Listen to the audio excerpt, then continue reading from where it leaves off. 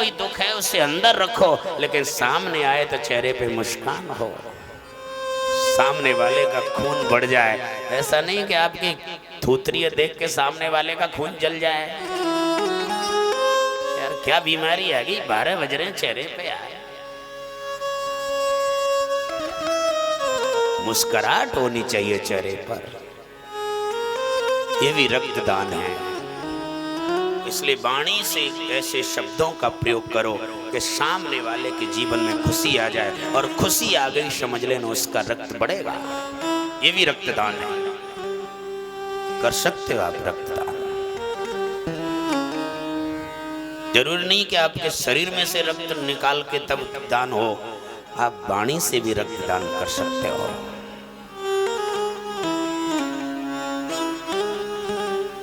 और ये माता बहनों को देखो, जब भी बोलती हैं तो भवंग बोलती हैं, न सास का आदर करें न अपने परिवार के किसी व्यक्ति का आदर करें, और लिपस्टिक लगाए के होटल में ऐसी लगाए के रखेंगे कुछ पूछो मत। लिपस्टिक से होठ सुंदर नहीं बनेंगे। अगर लिपस्टिक से होठ सुंदर बने तो फिर ये लोग पीछे रहेंगे क्या इनसे? सब लिपस्टिक लगा के रखेंगे ये भी, लेकिन बिना लिपस्टिक लगाए हुए लोगों के पीछे आप आगे पीछे घूमती हो, इनके लिपस्टिक लग रही है क्या? फिर भी इनके पीछे घूम रही हो कि नहीं घूम रही हो? क्या लिपस्टिक से घूम रही हो उनके पीछे? लिपस्टिक से होठों की सुंदरता नहीं है, वाणी में मिठास हो, उनके चेहरे की सुंदरता, होठों की सुंदरता वाणी से है। और वाणी कड़वाहट की है और लिपस्टिक लगा रखी है, थूकेंगी और एक दूसरे को कहते देखो वाणी की बोलने की तमीज नहीं है, लिपस्टिक लगा रखी है, थूकेंगे। क्या फायदा लिपस्टिक लगाने से? क्या देख रहा है विक्की? वो तो लग रही है तो लगे रहते हैं। जय जय श्री राम। देख रहा है मेरी पत्नी की लग रही है क्या? वो लग रही है इसलिए तो कह रहा है।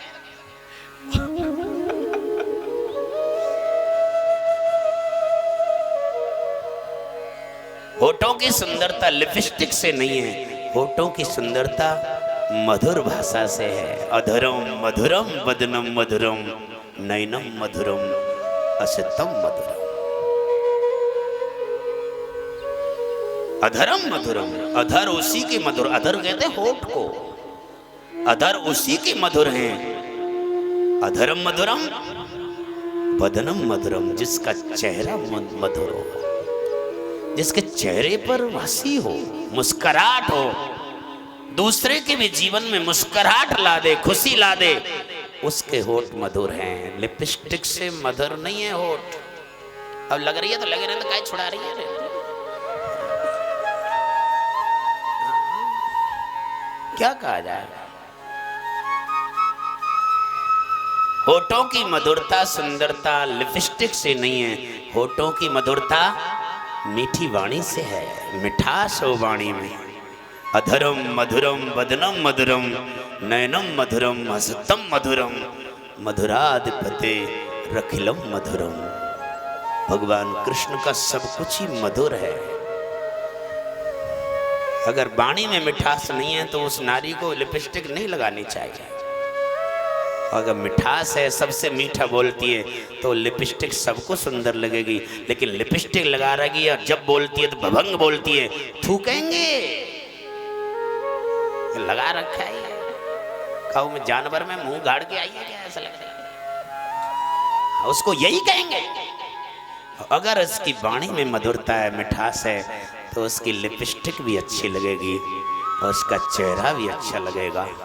लेकिन वाणी में मिठास नहीं और लिपस्टिक है तो लोग थूकेंगे। बोलो, लिपस्टिक से सुंदर लगते तो फिर आप पीछे रहते क्या? कोई लगाता है कि लिपस्टिक तुम में से, फिर भी तुम्हारे आगे पीछे घूमती है कि नहीं है? बोलो, लिपस्टिक से घूम रही है क्या? आपके चेहरे की मधुरता, मुस्कान, वाणी में मधुरता, मिठास, मीठा बोलो। बहुत सी माता बहने देखा है, वो बहुएं सास खुश हो जाए उसके लिए सुबह से शाम तक इतना काम करेंगी, झाड़ू लगाएंगी, पोछा लगाएंगी, पसीना देती रहेंगी सर्दी में भी, सोच रही हैं कि सास खुश हो जाए, इस गलत फहमी में बिल्कुल मत रहना। सास आपके इस काम को देख के खुश नहीं होती। सास तो इतनी भली है कि भले ही काम कम करो, लेकिन सास से जब बोलो थोड़ा मीठा बोल लो ना। आज की जवान बहुएं इतना काम नहीं कर सकती जितनी बूढ़ी आज सास काम कर सकती हैं। वो कह देंगी बेटी तू रहने दे, पर थोड़ा मीठा सा बोलो। कितना बढ़िया सूत्र है, काम भी कम करना पड़ेगा, सास खुश भी रहेगी। सूत्र क्या है? सास से थोड़ा मीठे शब्दों में बात कर लिया करो, मीठा बोलो, सास अपने आप खुश हो जाएगी और कहेगी बेटा तू रहने दे, ये काम मैं कर लेती हूँ। बढ़िया सूत्र है, काम भी कम करना पड़ेगा, सास सदा खुश भी रहेगी। लेकिन हम काम भी इतना कर रहे हैं, सास भी हमसे दुखी है, कोई कामयाबी मिल नहीं रही है। कारण क्या है कि हम काम तो खूब करते हैं, लेकिन जब भी सास से बोलते हैं तो ऐसे शब्दों का प्रयोग कर देते हैं कि उसके दिल की छलनी हो जाती है, कड़वा बोलते हैं। इसलिए वाणी में मिठास होनी चाहिए। एक चाशनी की बूंद कहीं टपक जाए तुरंत वहां हजारों चींटियां आ जाएंगी, लेकिन 1000 लीटर का अगर नींबू का पानी है, एक भी चींटी आ जाए तो बता देना, क्योंकि खटास है वहां कोई नहीं आएगा, और मिठास है तो वहां सब आपसे आके चिपक जाएंगे। वाणी में मिठास है, इसलिए वाणी में मधुरता होनी चाहिए। अधरम मधुरम वदनम मधुरम नयनम मधुरम हसितम मधुरम मधुराधिपते रखिलम मधुरम। सब कुछ मधुर है।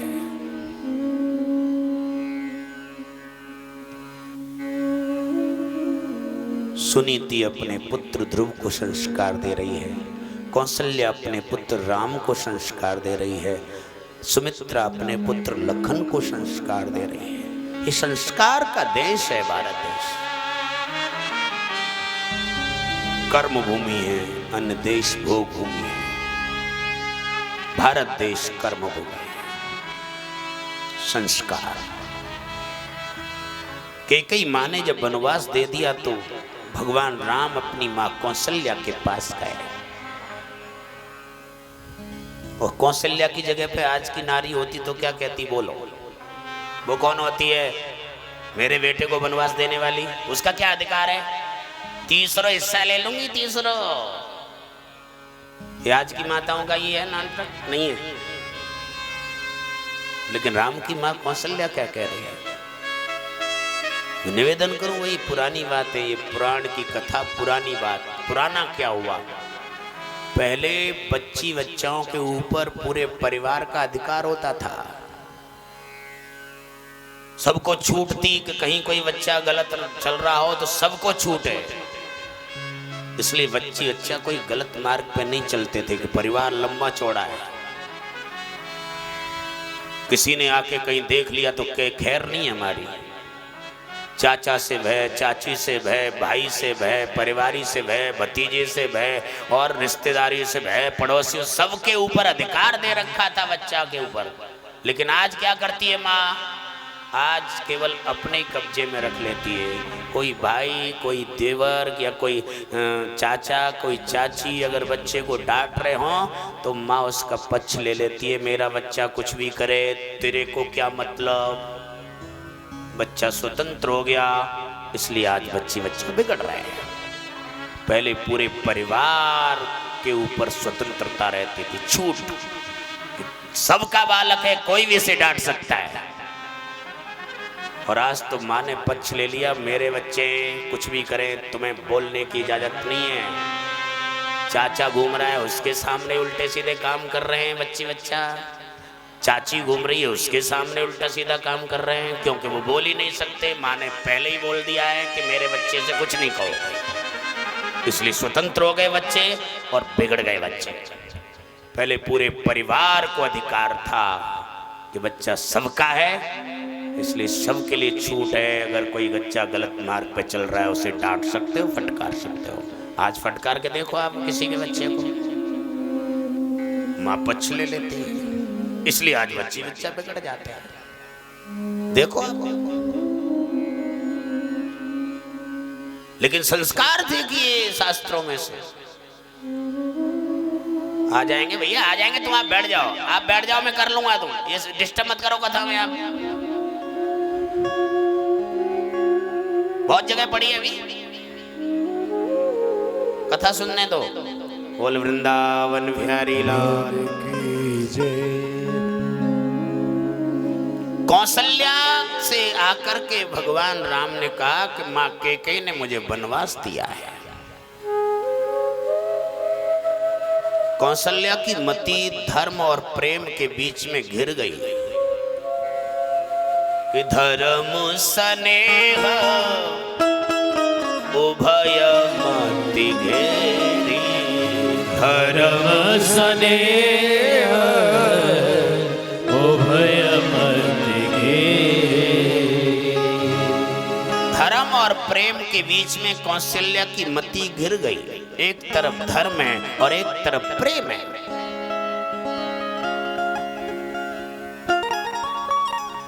क्या करना चाहिए?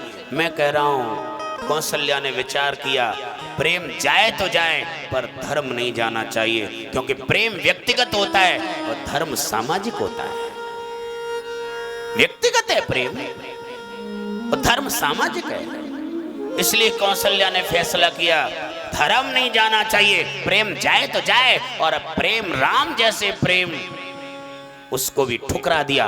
वनवास जाने की कहा है कि कहीं ने जाओ, और क्या कहा? जो पितु मातु।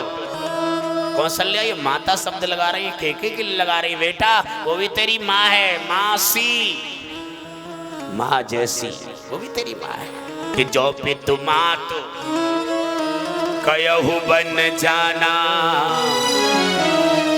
तो कानन सत अवध समाना। जो पितु मातु कयहु बन जाना, तो कानन सत अवध समाना। ये माता शब्द कौशल्या कैकेयी के लगा रही है। एक पिता के साथ साथ बेटा तेरी माँ कैकेयी ने भी कहा है, वो भी तेरी माँ है। ये धर्म है भाई साहब। धर्म को स्थित रखने के लिए प्रेम को ठुकरा दिया। प्रेम जाए तो जाए पर धर्म रहना चाहिए। धर्मो रक्षति रक्षित। जो धर्म की रक्षा करेगा अंत में धर्म उस व्यक्ति की रक्षा करेगा भाई साहब। प्रेम को ठुकरा दिया, राम को ठुकरा दिया। जाओ वन को, और वही वन आपके लिए 100 अयोध्या के समान होगा, क्योंकि पिता के साथ माँ ने कहा है। कौन ने कहा है? कैकेयी ने कहा है। वो भी तेरी माँ है, मौसी है। क्या संस्कार दे रहे हैं? कौशल्या संस्कार दे रही है अपने पुत्र को, वो भी तेरी माँ है। वो आजकल की माँ होती तो क्या कहती? वो कौन होती है मेरे बच्चे को वनवास देने वाली? तीसरा हिस्सा ले लूंगी, नहीं जाएगा मेरा बच्चा। अगर वो अपनी इस पे आ जाती तो जाता, पर नहीं। धर्म क्या कहता है? प्रेम जाए तो जाए पर धर्म नहीं जाना चाहिए। जो धर्म की रक्षा करता है, धर्म उस व्यक्ति की रक्षा करता है। और इधर देखिए, भगवान राम लंका से अग्नि परीक्षा लेके आए सीता की। देखिए राज्याभिषेक हो गया। जब राजा बन गए तो उन्होंने विचार किया, अपने गुप्तचर भेजे, या जाकर के ये तो देखो कि ये प्रजा मुझसे संतुष्ट है कि नहीं। गुप्तचर भेजे गए। सब आपने कथा सुनी है कि वो धोबी की पत्नी रात को बहुत लेट आई, तो धोबी अपनी पत्नी को पीटते हुए कहने लगा, ऐसा तो वो राम ही था, इतने दिन उसकी पत्नी बाहर रही, उसके बाद भी घर में रख ली, मैं तुझे घर में नहीं रख सकता। गुप्तचरों ने ये सूचना राम जी को दी, और राम जी ने सुबह होते ही सीता को दोबारा वनवास दे दिया। एक तरफ प्रेम है और एक तरफ धर्म है। प्रेम व्यक्तिगत होता है, धर्म सामाजिक होता है। प्रेम जाए तो जाए पर धर्म नहीं जाना चाहिए। और फिर दोबारा पत्नी का वनवास दे दिया, प्रेम को ठुकरा दिया। कौशल्या ने प्रेम को ठुकरा दिया, धर्म को रखा। राम ने प्रेम को ठुकरा दिया, धर्म को रखा। और आज की युवा पीढ़ी क्या कर रही है? धर्म जाए तो जाए, कुल की नाक कटे तो कटे, माँ बाप की नाक कटे तो कटे, समाज की नाक कटे तो कटे, पर हम अपने प्रेम को नहीं छोड़ेंगे। कथा सुनवा दो उनको भाई साहब। इसलिए कथा 12 से 4 वालों के लिए, 12 से 4 वाले कथा सुन लें। 12 से 4 वाले युवा पीढ़ी है ना, वो बहुत बिगड़ रही है भाई साहब। चाहे मां कौशल्या को देखिए, चाहे राम को देखिए। जिस समय राजसूय यज्ञ हुआ, ब्राह्मणों ने कहा कि आपका यज्ञ सफल नहीं होगा। क्यों? क्योंकि आपको दूसरी शादी करनी पड़ेगी, क्योंकि बिना पत्नी के धर्म नहीं हो सकता। बिना पत्नी के पति अधर्म कर सकता है, लेकिन बिना पत्नी के पति धर्म नहीं कर सकता। धर्म करने के लिए धर्म पत्नी चाहिए। कोई भी धर्म कार्य हो, सबसे पहले आचार्य बोला धर्म पत्नी का है, उसको बुलाओ। धर्म पत्नी के बिना धर्म नहीं हो सकता। और यज्ञ कर रहे हैं, ब्राह्मणों ने कहा शादी करनी पड़ेगी। और भगवान राम शादी कर लेते तो कोई नई बात थी क्या? उनके पिताजी ने 3 शादी कर रखी थी। ये तो है नहीं कि कोई नया काम कर दिया, कि गलत काम कर दिया। राम जी ने कर सकते थे, नहीं। सीता से इतना प्रेम करते थे, वो समाज की दृष्टि से सीता का त्याग किया था, लेकिन मन में अभी सीता ही है भाई साहब। दूसरी नारी के प्रति दृष्टि नहीं गई, दूसरी शादी के लिए दृष्टि नहीं गई, और यज्ञ को करने के लिए सोने की सीता बना के रखी। समाज की दृष्टि से बाहर निकाला था, लेकिन मन से सीता का त्याग नहीं किया, क्योंकि धर्म को व्यवस्थित रखना था। प्रेम जाए तो जाए, पर धर्म नहीं जाना चाहिए। कौशल्या भी कह रही है प्रेम जाए तो जाए, पर धर्म नहीं जाना चाहिए। राम भी कह रहे हैं प्रेम जाए तो जाए, पर धर्म नहीं जाना चाहिए। दोबारा वनवास दे दिया। और आगे यहाँ पर सीता तर्क भी कर सकती थी कि नहीं कर सकती थी? कि आप अग्नि परीक्षा लेके आए वरी समाज में, उसके बाद भी तुम्हें अपनी पत्नी पर भरोसा नहीं है? कह सकती थी, नहीं कहा। जो पति की आज्ञा, चल पड़ी। इतना नहीं कहती तो कम से कम इतना तो कहती कि आप सम्राट हो। एक मजदूर भी अगर उसकी पत्नी 8 महीने की गर्भवती हो, एक मजदूर आदमी भी अपनी पत्नी को ऐसी कंडीशन पे घर से बाहर नहीं निकाल सकता। और तुम तो युवराज हो, सम्राट हो, और तुम्हारी पत्नी गर्भवती है। कह सकती थी, नहीं कहा, बोली नहीं। सीता मौन है भाई साहब। द्रौपदी की वाणी ने महाभारत ग्रंथ को रचा है, और सीता के मौन ने रामचरितमानस को रचा है। रामचरितमानस में सीता मौन है, वाणी खुली नहीं। पत्नी कैसी होनी चाहिए, समाज की नारियों को शिक्षा दी है सीता ने भाई साहब।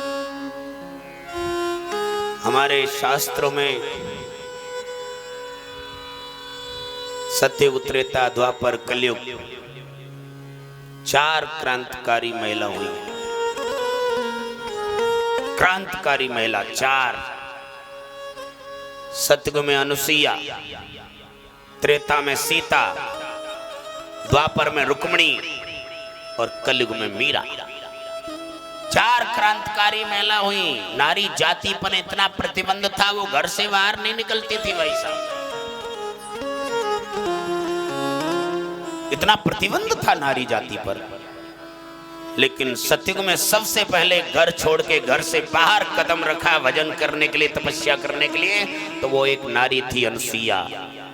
घर से बाहर निकल के भजन करने के लिए गई, सत्संग करने के लिए।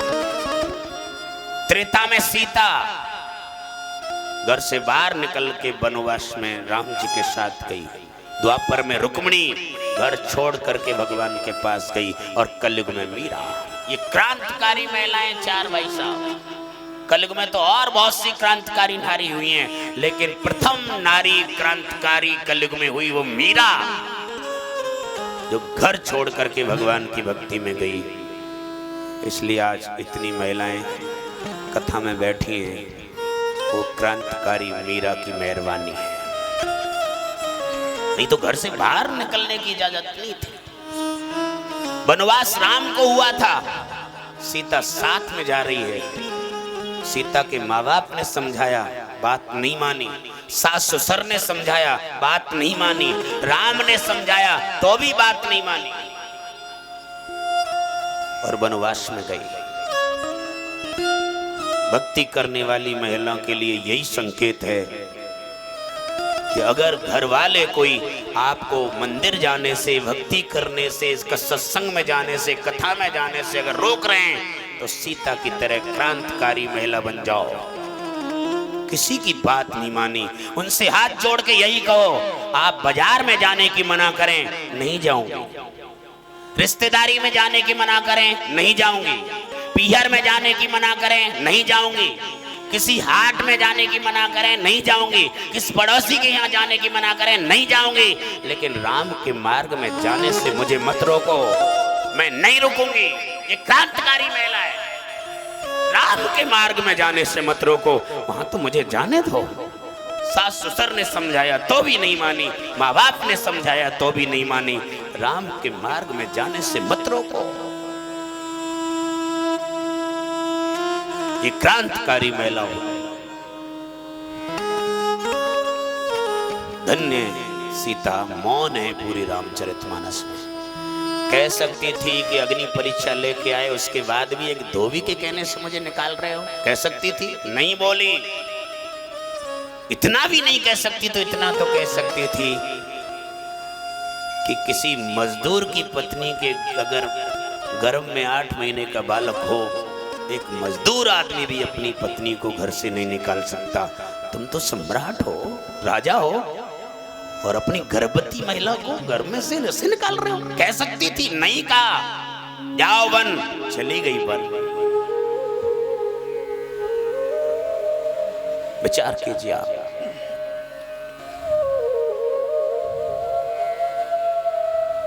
क्योंकि प्रेम व्यक्तिगत होता है, धर्म सामाजिक होता है। इसलिए धर्म को बचाने के लिए प्रेम को ठुकरा दिया। प्रेम जाए तो जाए पर धर्म नहीं जाना चाहिए। धर्मो रक्षति रक्षिता, जो धर्म की रक्षा करता है, धर्म उस व्यक्ति की सदा रक्षा करता है। मैंने कल भी बताया था, कोई तुम्हारे साथ नहीं है, लेकिन धर्म तुम्हारे हर समय साथ चलता है। धर्म हमेशा साथ है, हमेशा साथ रहता है, हमेशा साथ सोता है।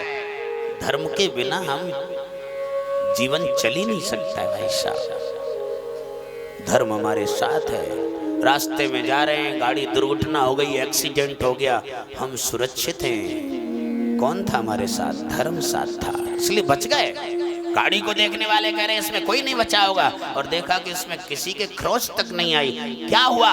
धर्म साथ में था।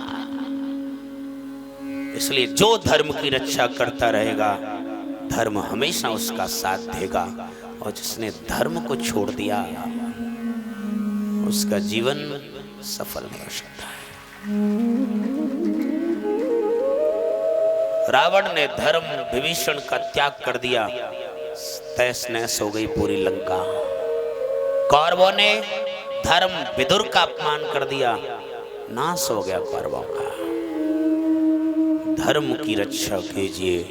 प्रेम जाए तो जाए, धर्म नहीं जाना चाहिए। और आज युवा पीढ़ी में क्या हो रहा है? आज धर्म जाए तो जाए, माँ बाप की नाक कटे तो कटे, समाज की नाक कटे तो कटे, परिवार की नाक कटे तो कटे, गांव की नाक कटे तो कटे, पर हम अपने प्रेम को नहीं छोड़ेंगे। ये आज की युवा पीढ़ी की स्थिति है। मैं कहता हूँ ये कथा सुनवा दो युवा पीढ़ी को भाई साहब। ये कथा 12 से 4 वालों के लिए है। 12 से 4 वाले कथा को सुने तो लगेगा कि वास्तव में कथा उनके लिए है।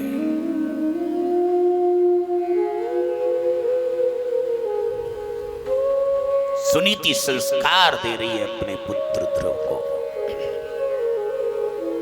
कह रही बेटा जाओ भजन करने के लिए। 5 वर्ष के बालक को जाओ भजन करने के लिए। जानती है कि इसके मन में सौतेली माँ के प्रति ईर्षा है, और ईर्षा भक्ति में बाधक है। आप भगवान की भक्ति कर रहे हो और किसी से ईर्षा कर रहे हो, भक्ति को भगवान स्वीकार नहीं कर सकता। क्योंकि मंदिर में जिस देवता की पूजा कर रहे हो, ये मंदिर हम तुम लोगों ने बनाया है, मूर्ति भी हम तुम लोगों ने स्थापित की है। एक शिल्पकार ने तैयार की है, एक इंसान के हाथ की बनाई हुई मूर्ति है। उस पे हम फूल चढ़ा रहे हैं, माला चढ़ा रहे हैं, पैसा चढ़ा रहे हैं, मिठाई चढ़ा रहे हैं, सब कुछ न्यौछावर कर रहे हैं। और ये माता पिता बुजुर्ग ये सब कौन है? ये जीती जागती मूर्ति है, ये भगवान के हाथ की बनाई मूर्ति है।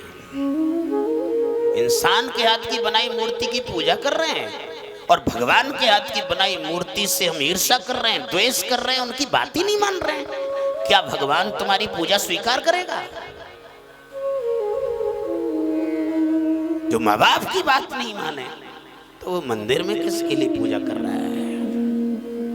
मंदिर की मूर्ति तो इंसान ने बनाई है और तुम्हारे माता पिता ये जीती जागती मूर्ति है, ये भगवान ने बनाई है।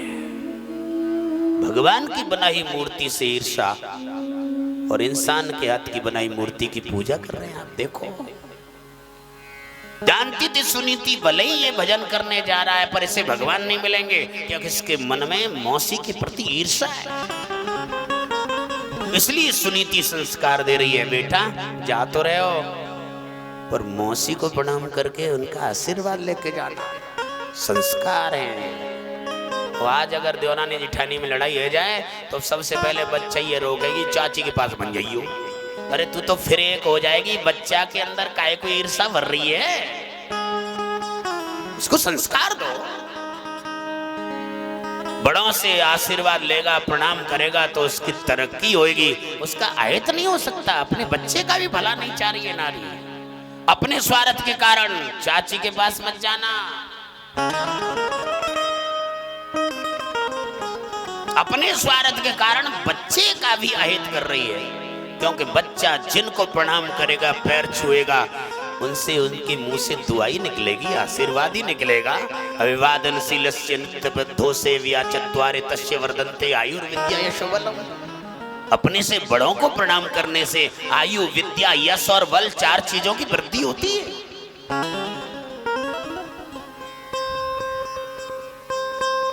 संस्कार दे रही है सुनीति, मौसी को प्रणाम करके जाना।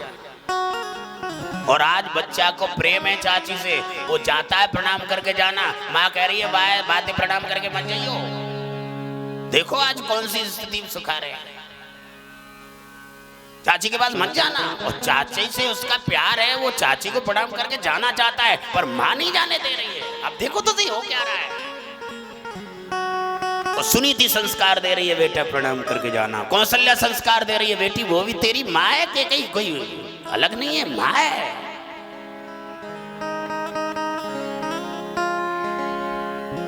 संस्कार दो बच्चों में, विचार कर।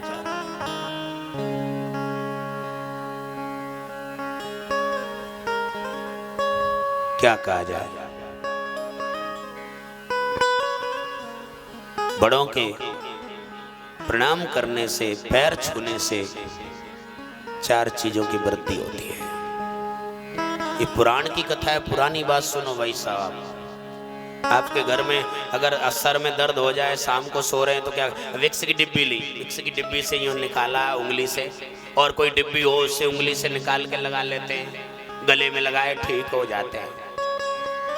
लेकिन वो ट्यूब होता है ना, ट्यूब में कोई दवाई है और उसका ट्यूब का छेद बहुत महीन होता है, वो ट्यूब में से कैसे निकलेगा?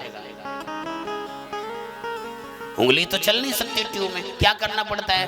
नीचे से ट्यूब को दबाओ, वो तुरंत फटाक एकदम मुंह से निकलेगी, उसके निकल आएगा। समझ में आ जाए तो इस बात को समझिए। आपका पिता आपके कर्म के अनुसार आपसे नाराज चल रहा है।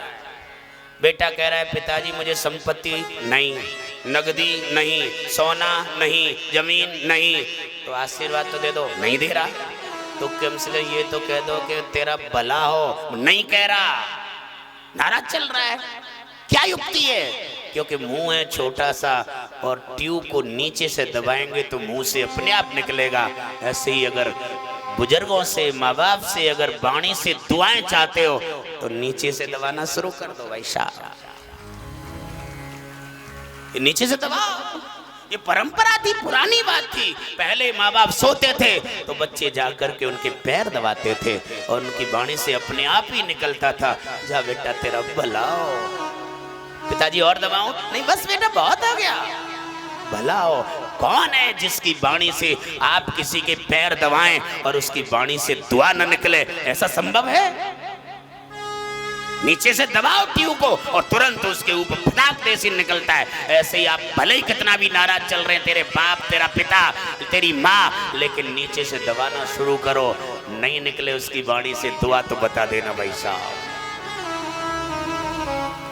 अब ये नीचे का दबाना रहा कहाँ है? नहीं पहले माँ बाप सोते थे तो बेटा पैर दबाता था, माँ के पैर दबाता था, बाप के पैर दबाता था, चाचा चाची के दबाते थे, दादा दादी के दबाते थे और उनकी वाणी से शब्द निकलता था, दुआएं निकलती थी। इसलिए बच्चा दिन पे दिन तरक्की करता जा रहा है, क्योंकि नीचे से दबाता है, ऊपर से सबकी दुआ लेता जाता है।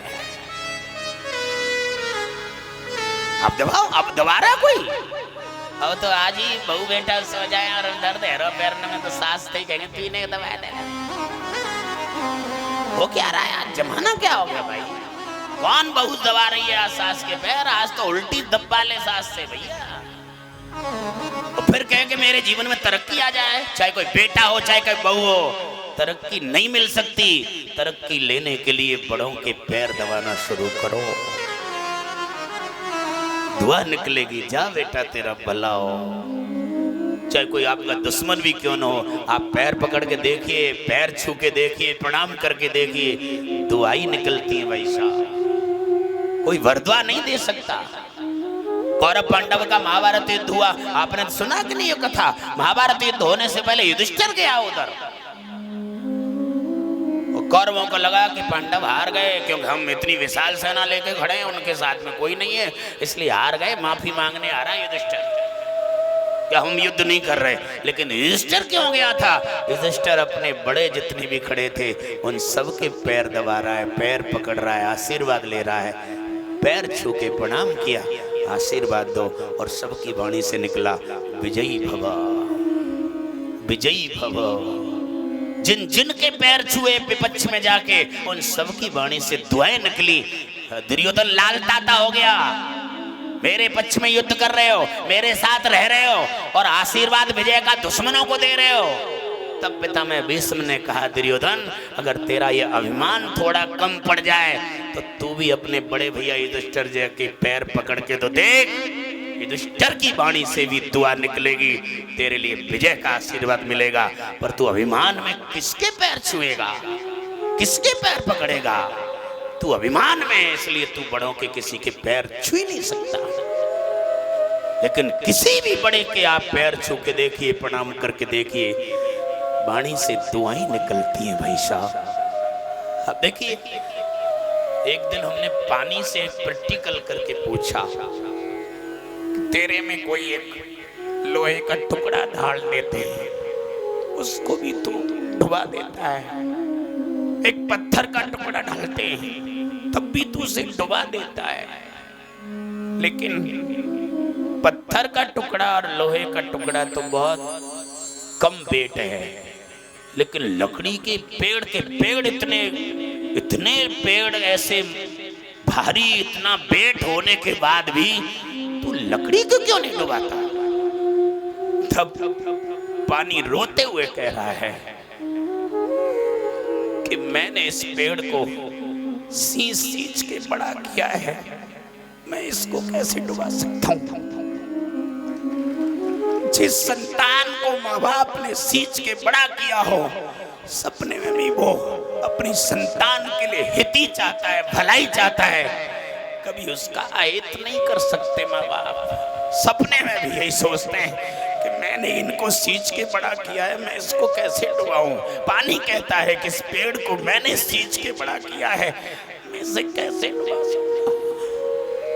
जिन संतान को माँ बाप ने सींच के बड़ा किया हो, उसके लिए कभी कोई माँ बाप अहित चाहेगा, कोई बुरा चाहेगा? उसका हित ही चाहेगा, स्वप्न में भी उसका भला ही सोचेगा। लेकिन पेड़ ऐसा है कि जिसने सींच के उसको बड़ा किया, और वो पानी के ऊपर ही दौड़ रहा है, उस पानी को दबाए फिर रहा है। यही हालत आज की संतान की है कि जिसने सींचा है उन्हीं के ऊपर आज सर पे चढ़ गया है, ये स्थिति हो गई है। लेकिन पानी उससे कह रहा है मैं इसे डुबा नहीं सकता, क्योंकि मैंने इस चीज के इसको बड़ा किया है। और आज की संतान क्या कर रही है?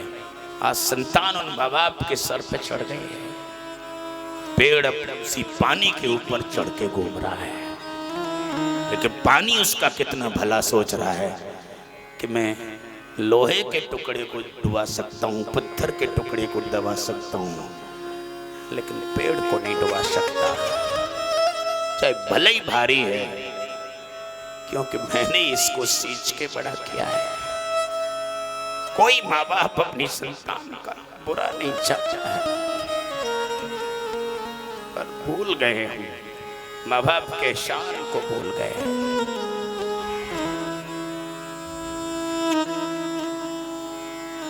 2400 घंटे जब बच्चा रोता था ना, रात के 12 बजे रोया तो माँ ने आलस नहीं किया। रात के 12 बजे उठी, अपने सीने से लगाया और उसको दूध पिलाया। रात के 1 बजे रोया, 1 बजे उठी, सीने से लगाया, दूध पिलाया। रात के 2 बजे रोया, 2 बजे उठी, सीने से लगाया, दूध पिलाया। कभी माँ ने संतान के लिए आलस नहीं किया। जब जब रोया तब तक माँ आलस नहीं किया, और वो भी तरोताजा दूध। न गैस की जरूरत है, न शक्कर की जरूरत है। जब जब बेटे को बुलाया, तरोताजा, बिना गैस के, बिना शक्कर के मीठा दूध पिलाया। माँ ने उसको पिलाने में कोई कंजूसी नहीं की, कोई आलस नहीं किया। लेकिन आज बेटा बड़ा होने के बाद माँ बाप की बात नहीं मानता है। बड़ा पीड़ा होती है, बड़ा कष्ट होता है, बड़ा दर्द होता है।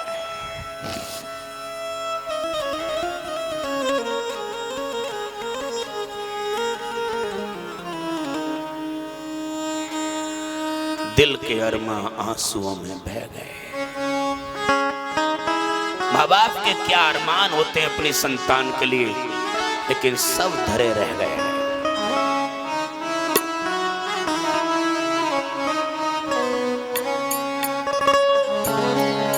दिल के अरमान आंसुओं में बह गए, दिल के अरमान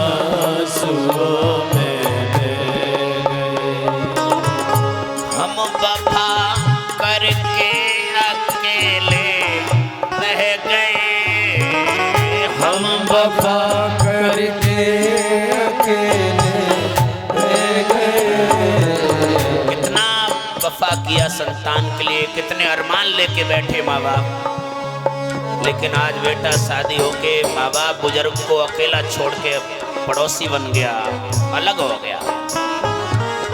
रोते हैं माँ बाप बुजुर्ग, प्यार के किस्से अधूरे रह गए, दिल के अरमान आंसुओं में। हम वफा करके अकेले रह गए, हम वफा करके अकेले रह गए। दिल के अरमान आंसुओं में बह गए, दिल के अरमान आंसुओं में बह गए। 24 घंटे बच्चा जब रोया, चाहे रात के, चाहे दिन के, चाहे शाम के, चाहे सुबह के, माँ ने कभी आलस नहीं किया। छाती से लगाया, उसको तरो ताजा दूध पिलाया। माँ ने कहा बेटा तू जब जब रोया तुझे मैंने तरो ताजा दूध पिलाया, इस दूध का बदला जरूर दे देना बेटा। बेटा कह रहा है माँ इसका बदला जरूर दूंगा, बोल क्या बदला दूं। माँ कहती है कोई ज्यादा बदला नहीं चाहिए, जब ये शरीर छूट जाए तो शरीर न रहे उसके बाद इस दूध के बदले में धूप दे देना बेटा, धूप दे देना। हाँ माँ तुझे धूप दूंगा। माँ चली गई। श्राद्ध तर्पण होते हैं, धूप दी जाती है और धूप देने का टाइम होता है 11:30 से 12:30 बजे के बीच में। हमारे पितृ लोग धूप लेने आते हैं श्राद्ध। उस समय ऑफिस चला गया, पंडित जी आ जाए, टाइम हो जाए तो मुझे फोन कर देना, मैं धूप देने आऊंगा माँ के लिए। चला गया ऑफिस में, पंडित जी आ गए, टाइम हो गया, तुरंत फोन किया, धूप देने का टाइम हो गया, जल्दी आओ।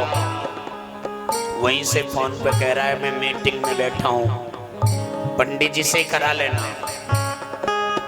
सत्यानाश हो ऐसी संतान का भाई साहब। रात के 12 बजे भी रोया तो 12 बजे छाती से लगाया उस माँ ने, और आज उस माँ के लिए धूप देने के लिए कह रहा है मेरे पास टाइम नहीं है, मैं मीटिंग में बैठा हूँ। प्यार के किस्से अधूरे रह गए, प्यार के किस्से अधूरे, हम वफा करके अकेले रह गए, हम वफा करके अकेले रह गए, दिल के अरमां आंसुओं में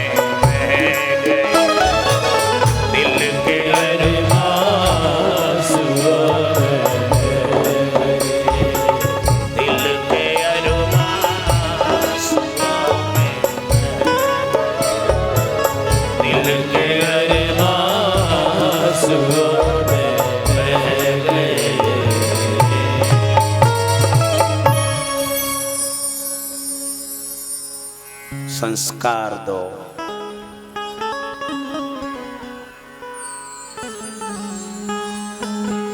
first impression and last impression.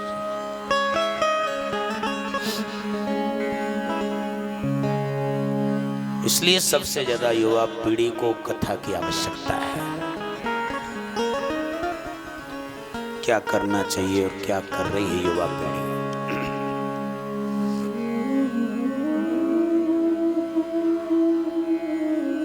Suniti अपने पुत्र ध्रुव को संस्कार दे रही है, बेटा मौसी को प्रणाम करके जाना। संस्कार, क्योंकि बड़ों के पैर छुओगे, बड़ों को प्रणाम करोगे, उनकी वाणी से दुआ ही निकलेगी, बरदुआ नहीं निकल सकती। ये पुरानी परंपरा थी कि माँ बाप सोते थे तो बच्चे पैर दबाते थे। आज कौन दबा रहा है? आज तो माँ बाप से ही पहले सो जाएं अपने कमरा बंद करके। मोबाइल का जमाना है, मोबाइल पे से फुर्सत नहीं मिल रही, माँ बाप की सेवा करने को कहाँ से फुर्सत। थोड़े थोड़े आगे आ जाओ आप लोग, थोड़े थोड़े आ जाओ, थोड़े थोड़े आ जाओ, आप भी थोड़ी थोड़ी आ जाओ, हो जाए तो। आप तो खचाखच हो गए।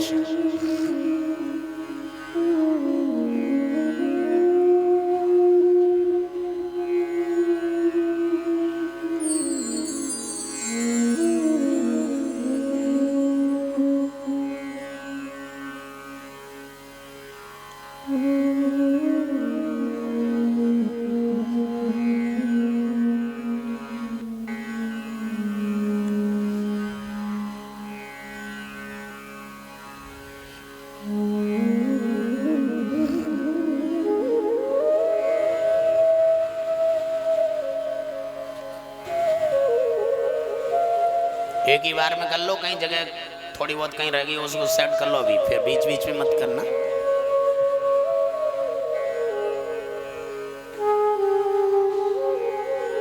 साधु का एक एक क्षण बहुत कीमती होता है।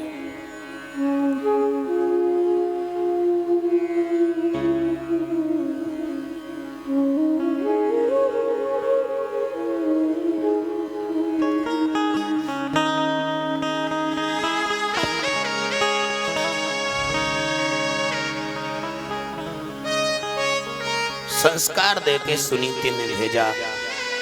सबको प्रणाम करके ध्रुव गए, मौसी को प्रणाम किया। जब सबके बड़ों के पैर छू के आशीर्वाद लेता है, उसके आधे काम तो आशीर्वाद से, दुआओं से ही पूरे हो जाते हैं। ध्रुव भगवान को प्राप्त करने जा रहे थे, सबका आशीर्वाद लेके चले, सबकी दुआएं लेके चले, तो आधा काम भगवत प्राप्ति का हो गया। संत नारद मिल गए, संत मिल गए तो समझ लो भगवत प्राप्ति का आधा काम हो गया। प्रणाम किया। नारद परीक्षा ले रहे हैं ध्रुव की, कहाँ जा रहे हो? छोटा बालक था, डायरेक्ट कह दिया भगवान को प्राप्त करने जा रहा हूं। नारद जी ने कहा ध्रुव, भगवान को प्राप्त करना इतना सरल नहीं है। जन्म जन्म मुनि यतन कराई, अंतराम कहिया दे नाही। जन्म जन्म मुनि यतन कराई, अंतराम कहिया ऋषि मुनि जिनका जीवन पर्यंत निकल गया, अंत समय तक झलक तक भी नहीं मिली। ध्रुव लौट जाओ, तुम्हें भगवान नहीं मिलेंगे। ध्रुव ने कहा उनको नहीं मिले होंगे प्रभु गुरुदेव, लेकिन मुझे मिल जाएंगे। नारद जी ने कहा तुझे कैसे मिल जाएंगे? बोला आप जैसे गुरु मुझे मिल गए ना, इसलिए मुझे मिल जाएंगे। ना ध्रुव गुरु के लिए डोले, ना राजा परीक्षित गुरु के लिए डोले, वो तो भगवान के मार्ग पे घर से निकल पड़े। गुरु के रूप में ध्रुव के सामने नारद और परीक्षित के सामने सुखदेव गुरु के रूप में आ गए। मैं बार बार कहता हूँ कि पत्नी का जोड़ा ऊपर वाला बनाए या न बनाए, लेकिन गुरु और शिष्य का जोड़ा तो ऊपर वाला ही बनाता है भाई साहब। उसके बिना गुरु और शिष्य का जोड़ा बन ही नहीं सकता है। और आज गुरु और शिष्य का जोड़ा नारद और ध्रुव। बहुत परीक्षा ली नारद जी ने, छोटा सा बालक है, बड़े बड़े ऋषि मुनि जीवन पर्यंत निकल गया, उनको झलक तक नहीं मिली। लौट जाओ ध्रुव, जंगल में बहुत बड़े बड़े जंगली जानवर शेर जैसे रहते हैं, वही तुम्हें मार के खा जाएंगे, तुम अभी बच्चे हो, लौट जाओ।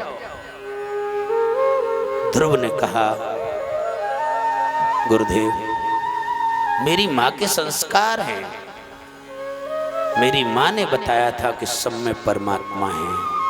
यो मां पश्यति सर्वत्र सर्वच्च मयि पश्यति, सब में परमात्मा है, हर व्यापक सर्वत्र समाना।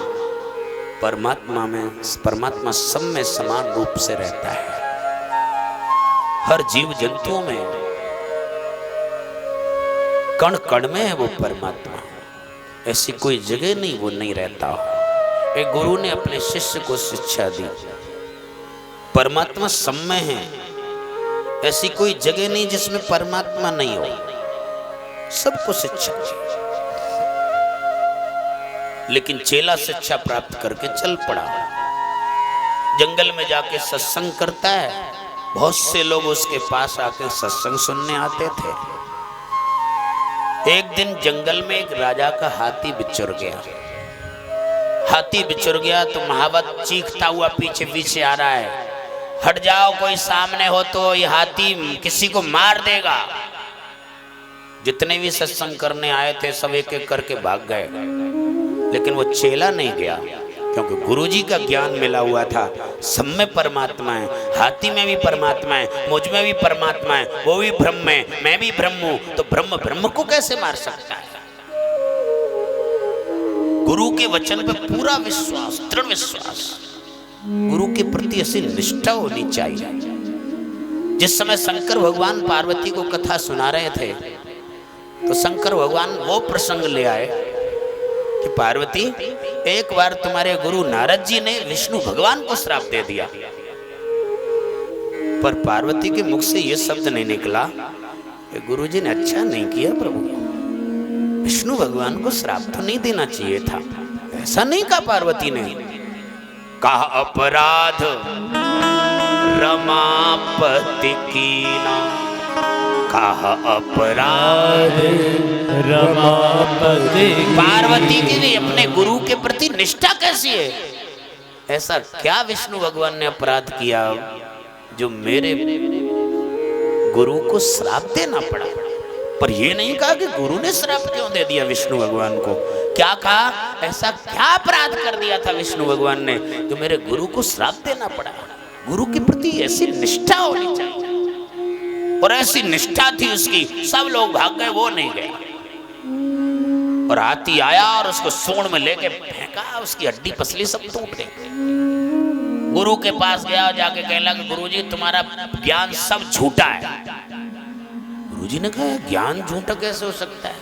तुमने ही कहा था कि सब में परमात्मा है, सब में ब्रह्म है, ब्रह्म ब्रह्म को मार ही नहीं सकता। हाथी आया था राजा का, और वो आकर के मेरे को सूंड में लेके फेंक दिया, रे हड्डी पसली टूट गई, बच गया। वही बहुत समझो, तुम्हारे ज्ञान के चक्कर में बहुत नकली ज्ञान है तुम्हारा, असली ज्ञान नहीं है, झूठा ज्ञान। गुरुजी ने कहा, भाई गुरुजी का ज्ञान झूठा तो नहीं हो सकता, पर उस ज्ञान का प्रयोग तुमने सही ढंग से नहीं किया। बोल, मैंने सही ढंग से किया, मैं भी ब्रह्म हूँ, हाथी भी ब्रह्म है, ब्रह्म को कैसे मार सकता है, इसलिए मैं बैठा रहा। गुरुजी ने कहा, पीछे से वो महावत बोल रहा था कि हट जाओ, ये हाथी किसी को मार देगा। उस ब्रह्म की बात तो सुनी नहीं। मैंने कहा, सब में ब्रह्म है तो उस महावत में भी तो ब्रह्म है, उस ब्रह्म की बात मानी? बोल, वो तो नहीं मानी। तो ये कच्चा ही ज्ञान तो रह गया, अधूरा ज्ञान है। उसमें भी तो ब्रह्म था, उसकी बात क्यों नहीं मानी? उसने कहा कि हट जाओ, खाली अपने को ब्रह्म समझ लिया, हाथी को ब्रह्म समझ लिया, और महावत को ब्रह्म क्यों नहीं समझा? क्योंकि ब्रह्म तो सब में है, तू भी ब्रह्म, तू भी ब्रह्म है। तब उसकी गलती का एहसास हुआ। इसलिए परमात्मा सब में है, कण कण में है परमात्मा, हर व्यापक सर्वत्र समाना। इसलिए ध्रुव को वो ज्ञान था। इसलिए शेर में भी परमात्मा है। यो माम पश्यति सर्वत्र सर्वच्च मयि पश्यति। और आखिर गुरुजी बहुत परीक्षा लेना चाह रहे हैं, लेकिन ध्रुव अपनी परीक्षा में सफल होते जा रहे हैं। विचार करो, आज जितनी भी कथाएं ज्यादातर देखोगे, उसने इतने पाप किए और अंत में भगवान का नाम ले लिया। रावण ने जीवन में कभी राम का नाम नहीं लिया भाई साहब।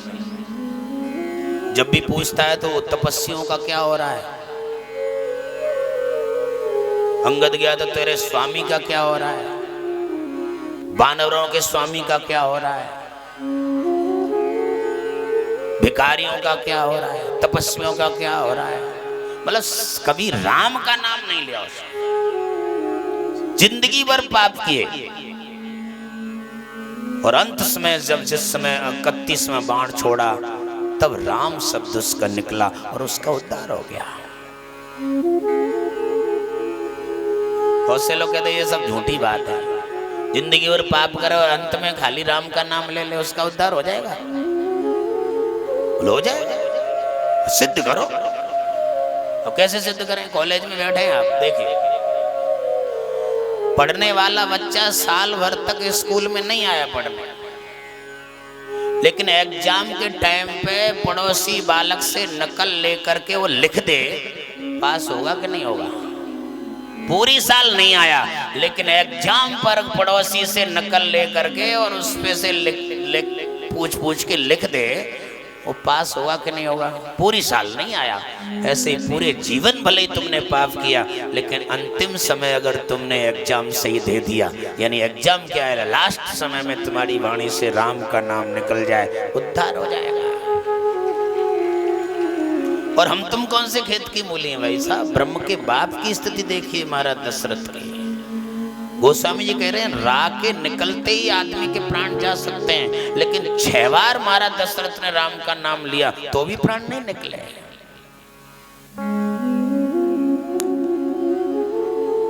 खाली राह के कहने से क्या हुआ? मिस्टेक हो गई महाराज दशरथ से। कभी आप पिस्तौल में गोली भर के चलाओ और वो निशाना चूक जाए पहली गोली, तो फिर कई गोली चलानी पड़ती हैं? नहीं पड़ती। महाराज दशरथ ने राम का नाम तो लिया, लेकिन ब्रह्म राम को नहीं पुकारा, बेटा राम को पुकारा, इसलिए गोली खाली चली गई, निशाना चूक गए महाराज। 6 बार राम का नाम लिया, राम राम। कई गोलियां चलानी पड़ती हैं भाई साहब, एक बार निशाना चूक जाए तो। महाराज दशरथ को कई गोली चलानी पड़ी। कितनी गोली चलानी पड़ी? 6 गोलियां। राम राम कहे, राम कहे, राम राम कहे राम। 6 बार। ब्रह्म का बाप है भाई साहब, लेकिन निशाना चूक गए। उन्होंने ब्रह्म राम को नहीं, बेटा राम को पुकारा।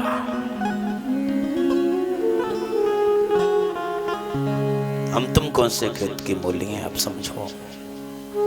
इसलिए जीवन में क्या किया ये आवश्यक नहीं, लेकिन अंत मता सोई गता।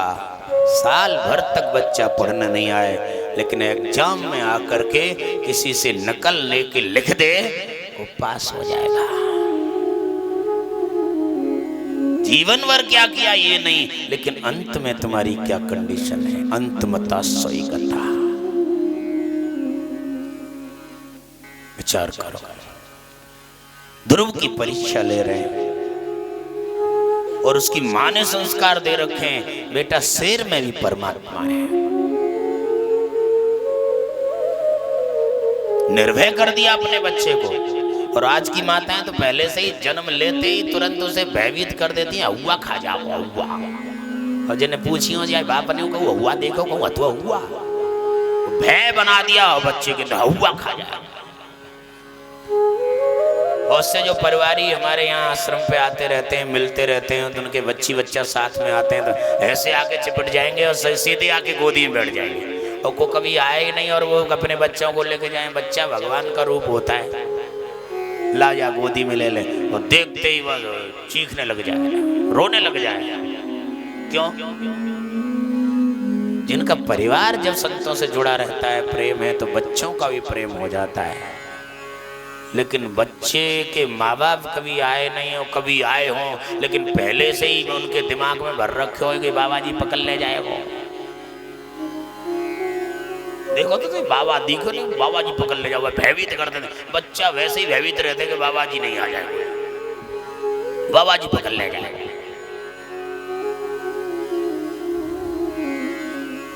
बाबा जी पकड़ ले जाओ, यहाँ तक तो गनीमत है। एक बहन तो अपने बच्चे से कह रही थी, बाबा जी तो खा जाओ। हमने कहा बहन काहे को ये बच्चन ने जो है संस्कार ऐसे दे रही है, कहीं बाबा जी बच्चों को खाते हैं, दाल रोटी खाते हैं। एक बार ट्रेन में यात्रा कर रहे थे तो एक बहन बार बार उंगली कर रही मेरी तरफ। क्यों? मैंने पूछा शास्त्री चक्कर क्या है? ये महिला मैं जानता तो हूँ नहीं, कोई परिचित तो नहीं है, देखना एक बार बार मेरी तरफ उंगली कर रही है, मैं क्या चक्कर है? मैंने तो सीधा साधा महात्मा ये काहे को उंगली कर रही है? उन शास्त्री ने कहा कि अरे गुरुजी आप नहीं मालूम, उसकी गोद में बच्चा है ना, बार बार उंगली कर गई, बाबा जी पकड़ ले जाओ। हे भगवान।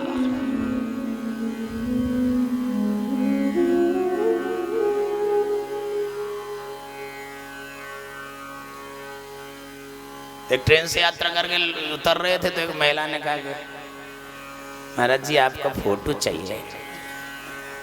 मैंने कहा तुम कोई भगत भगत तो है नहीं, कोई परिचय नहीं है, आप हमारे फोटो को क्या करोगे? पूजा करोगे?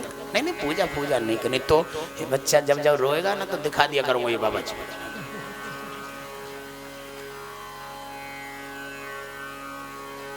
हे भगवान।